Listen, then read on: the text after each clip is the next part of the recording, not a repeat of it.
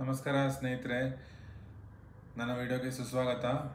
ಈ ವಿಡಿಯೋದಲ್ಲಿ ನಾನು ನೀ ರಿಪ್ಲೇಸ್ಮೆಂಟ್ ಅಥವಾ ಮೊಣಕಾಲು ಮರುಜೋಡಣೆ ಶಸ್ತ್ರಚಿಕಿತ್ಸೆಯಲ್ಲಿ ಏನೇನು ಕಾಂಪೋನೆಂಟ್ ಇಂದ ಮೊಣಕಾಲಿಗೆ ಅಂದರೆ ಯಾವ ರೀತಿಯ ಕಾಂಪೋನೆಂಟ್ಸ್ ಇರುತ್ತೆ ಅನ್ನೋದನ್ನ ನಾನು ಎಕ್ಸ್ಪ್ಲೇನ್ ಮಾಡ್ತಾ ಇದ್ದೀನಿ. ನೋಡಿ, ಈ ಒಂದು ಮೊಣಕಾಲನ್ನ ಇದು ಫೀಮರ್ ಅಂತ ಹೇಳ್ತೀವಿ, ಇದು ಟಿಬಿಯಾ ಅಂತ ಹೇಳ್ತೀವಿ, ಇದು ಪಟೆಲಾ ಅಂತ ಹೇಳ್ತೀವಿ. ಇದು ಈ ಮೊಣಕಾಲು ಈ ರೀತಿ ಮೂವ್ ಆಗ್ತಾ ಇರುತ್ತೆ. ಈ ಒಂದು ಫೀಮರ್ ಅನ್ನೋ ಮೂಳೆನ ಮತ್ತು ಟಿಬಿಯಾ ಅನ್ನೋ ಮೂಳೆನ ನಾವು ಶೇಪಿಂಗ್ ಅಂತ ಮಾಡ್ತೀವಿ.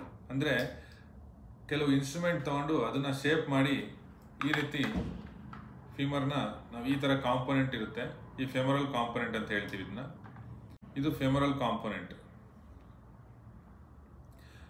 ಈ ಮೂಳೆಯನ್ನು ನಾವು ಈ ರೀತಿ ಶೇಪ್ ಮಾಡಿದ್ದೀವಿ, ಈ ರೀತಿ ಕಾಂಪೋನೆಂಟ್ ಇರುತ್ತೆ, ಇದನ್ನು ನಾವು ಈ ರೀತಿ ಕೂರಿಸ್ತೀವಿ. ಈ ಕಾಂಪೋನೆಂಟ್ ನಾವು ಯಾವ ರೀತಿ ಚೂಸ್ ಮಾಡ್ತೀವಿ ಅಂತಂದರೆ, ಇನ್ಸ್ಟ್ರೂಮೆಂಟ್ ತಗೊಂಡು ಈ ಒಂದು ವ್ಯಕ್ತಿಗೆ ಯಾರಿಗೆ ನಾವು ಶಸ್ತ್ರಚಿಕಿತ್ಸೆ ಮಾಡ್ತಾ ಇದ್ದೀವಿ ಅವರ ಸೈಜ್ನ ನಾವು ಅಲ್ಲೇ ಮೆಜರ್ ಮಾಡಿ ಯಾವ ಸೈಜ್ ಅವ್ರಿಗೆ ಸೂಕ್ತವಾಗಿದೆ ಅದನ್ನು ಅಲ್ಲೇ ಚೂಸ್ ಮಾಡಿ, ನಮ್ಮ ಹತ್ರ ಆಪರೇಷನ್ ಥಿಯೇಟ್ರಲ್ಲಿ ಎಲ್ಲ ರೀತಿ ಸೈಜಸ್ ಇರುತ್ತೆ, ಅದನ್ನು ನಾವು ಯಾವುದು ಇವ್ರಿಗೆ ಕರೆಕ್ಟ್ ಆಗಿದೆ ಅನ್ನೋದು ನೋಡಿ ನಾವು ಅದನ್ನು ಚೂಸ್ ಮಾಡಿ ಸೆಲೆಕ್ಟ್ ಮಾಡಿ ಅದೇ ಸೈಜ್ ನಾವು ಈ ಥರ ಪ್ರಿಪ್ರೇಷನ್ ಮಾಡಿ ಈ ರೀತಿ ಹಾಕ್ತೀವಿ. ಕೆಲವು ಕಂಪ್ನಿಲಿ ಅದಕ್ಕೆ ABCD ಅಂತ ಕರೀತಾರೆ, ಕೆಲವು ಕಂಪ್ನಿಲಿ 1 2 3 4 ಅಂತ ಇರುತ್ತೆ, ಕೆಲವು ಕಡೆ 1.5 to 2.5 ಅಂತ ಇರುತ್ತೆ.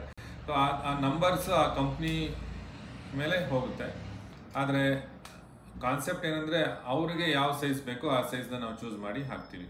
ಯಾವ ಕಂಪ್ನಿ ನಾವು ಚೂಸ್ ಮಾಡಿರ್ತೀವೋ ಆ ಕಂಪನಿಯಲ್ಲಿ ಆ ಒಂದು ವ್ಯಕ್ತಿಗೆ ಯಾವ ಸೈಜ್ ಇದೆಯೋ ಅದನ್ನು ನಾವು ಚೂಸ್ ಮಾಡಿ ಈ ಒಂದು ಇಂಪ್ಲಾಂಟದು ಮತ್ತು ಈ ಮೂಳೆ ಮಧ್ಯದಲ್ಲಿ ಬೋನ್ ಸಿಮೆಂಟ್ ಅನ್ನೋದು ಹಾಕಿ ಇದನ್ನು ನಾವು ಇಲ್ಲಿಗೆ ಫಿಕ್ಸ್ ಮಾಡ್ತೀವಿ.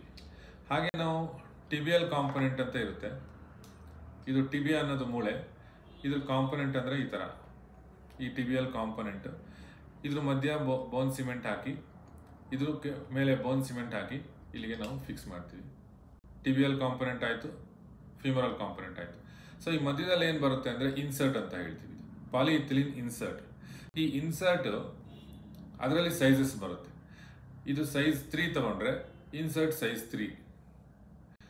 ಅದರಲ್ಲಿ ಮತ್ತೆ size 3ನಲ್ಲಿ 8 mm, 10 mm, 12 mm, 14 mm, 16 mm ಆ ರೀತಿ ಥಿಕ್ನೆಸ್ ಜಾಸ್ತಿ ಆಗ್ತಾ ಹೋಗುತ್ತೆ. ಅದು ಯಾವುದ್ರ ಮೇಲೆ ಬೇಸ್ಡ್ ಇರುತ್ತೆ ಅಂದರೆ ಆ ಒಂದು ವ್ಯಕ್ತಿದು ಈ ಜಾಯಿಂಟಲ್ಲಿ ಸ್ಪೇಸ್ ಎಷ್ಟಿದೆ, ಈ ಸ್ಪೇಸ್, ಆ ಸ್ಪೇಸ್ ನಾವೆಲ್ಲ ಪ್ರಿಪ್ರೇಷನ್ ಮಾಡಿದ್ಮೇಲೆ ಎಷ್ಟು ಬರುತ್ತೆ. ಕೆಲವು ಸರಿ 8 mm ಹಾಕ್ತೀವಿ, ಮೋಸ್ಟ್ ಆಫ್ ದ ಟೈಮ್ಸ್ 8 ಅಥವಾ 10 ಹಾಕ್ತೀವಿ. ಕೆಲವು ಸರಿ ಜಾಸ್ತಿ ಲೂಸ್ ಇತ್ತಂದರೆ 12 mm ಹಾಕ್ತೀವಿ. ಅದು 14-16 mm ತನಕ ಬರ್ಬೋದು. ಇದು ಪಾಲಿಇಥಿಲೀನ್ ಇನ್ಸರ್ಟ್. ಈ ಒಂದು 3 component, femoral component, tibial component, polyethylene insert ಈ ರೀತಿ. ಇದನ್ನು ನಾವು ಈ ಒಂದು ಇಂಪ್ಲಾಂಟ್ಸ್ ಹಾಕೋದು ನೀ ರಿಪ್ಲೇಸ್ಮೆಂಟ್ ಅಥವಾ ಟೋಟಲ್ ನೀ ರಿಪ್ಲೇಸ್ಮೆಂಟ್ ಪ್ರೊಸೀಜರ್. ಇದರಲ್ಲಿ ಇನ್ನೊಂದು ಯಾವುದಂತಂದರೆ ಈ ಪಟೆಲಾರ್, ಈ ಬೋನು. ಇದನ್ನು ನಾವು ಪ್ರಿಪೇರ್ ಮಾಡಿ ಇಲ್ಲಿಗೆ ಒಂದು ಬಟನ್ ಥರ ಹಾಕ್ತೀವಿ, ಅದಕ್ಕೆ ಪಟೆಲಾರ್ ಬಟನ್ ಅಂತ ಹೇಳ್ತೀವಿ. ಪಟೆಲಾರ್ ಬಟನ್ ಹಾಕೋದು ಬಿಡೋದು ಸರ್ಜನ್ ಚಾಯ್ಸು. ಕೆಲವರು ಆ ಪಟೆಲಾರ್ ಬಟನ್ನ ರಿಸರ್ಫೇಸ್ ಮಾಡ್ತಾರೆ, ಕೆಲವರು ರಿಸರ್ಫೇಸ್ ಮಾಡೋದಿಲ್ಲ.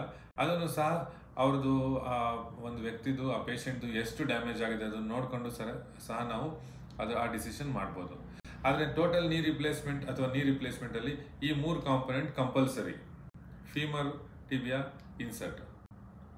ಈ ಒಂದು 3 ಕಾಂಪೊನೆಂಟ್ ಸೇರಿ ಟೋಟಲ್ ನೀ ರಿಪ್ಲೇಸ್ಮೆಂಟ್ ಅಥವಾ ನೀ ರಿಪ್ಲೇಸ್ಮೆಂಟ್ ಸರ್ಜರಿ ಅಂತ ನಾವು ಹೇಳ್ತೀವಿ.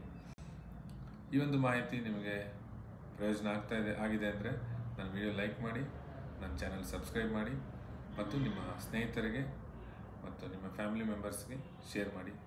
ಧನ್ಯವಾದಗಳು.